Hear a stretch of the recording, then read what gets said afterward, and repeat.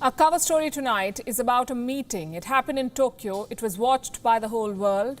This was a meeting of the Quad, or the Quadrilateral Initiative, an alliance that could be the world's answer to China's aggression. The United States, Japan, India and Australia make up this alliance. It's not a new one. The Quad first came up in the year 2007, but member countries were wary of China. They did not want to upset the dragon. So the attempt to join forces was half-hearted, often a victim of politics.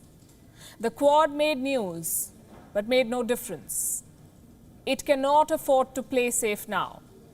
It must rise to the challenge because each member stands to lose if China gains the upper hand. And yet, joining forces is easier said than done.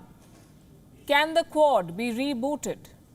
An effort was made today. The foreign ministers of India, Japan and the US and Australia held a meeting. They also met Japan's new Prime Minister, Yoshihide Suga. They held a round of discussions. US Secretary of State Mike Pompeo wasted no time. He blamed China for the Wuhan virus cover-up. As partners in this Quad, it is more critical now than ever that we collaborate to protect our people and partners from the CCP's exploitation, corruption and coercion. We've seen it in the South and East China Seas, the Mekong, the Himalayas, the Taiwan Strait. These are just a few examples. Mike Pompeo went to Tokyo with a clear agenda. America wants to institutionalize the Quad, make the relationship formal, shape the Quad on the lines of the North Atlantic Treaty Organization or NATO.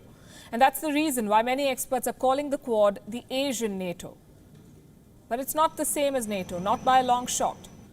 The Quad is still an amorphous, precarious group, heading in the right direction, albeit slowly.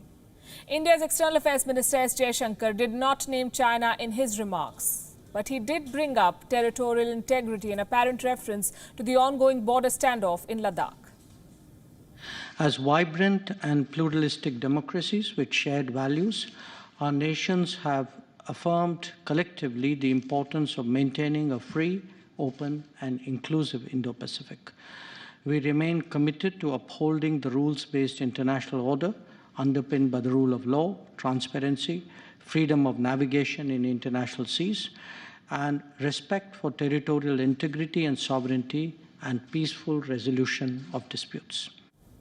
All four Quad allies are fighting their own battles with China. India on the line of actual control in Ladakh, Australia on the trade front. It wants to halt Belt and Road projects. It has called for a probe into the origins of the Wuhan virus. Japan has been complaining about Chinese intrusions near the Senkaku Islands, and America is in a full-blown trade and diplomatic war with the Chinese.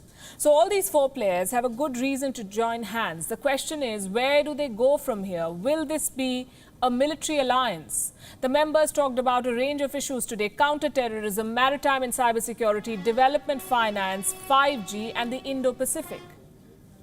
China is a central theme in all of this, but oblique references will not be enough anymore. Concrete action is the need of the hour. The Quad holds a lot of promise. As far as sales pitches go, the world is sold on its potential.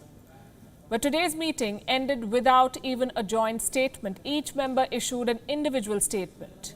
If they cannot bring themselves to issue a statement together, how will they counter the dragon together? Thank you for watching Gravitas on WION's YouTube channel. If you want to stay up to date with what's happening around the world, then subscribe to our channel and don't forget to like and share. Thank you very much for watching WION. World is One.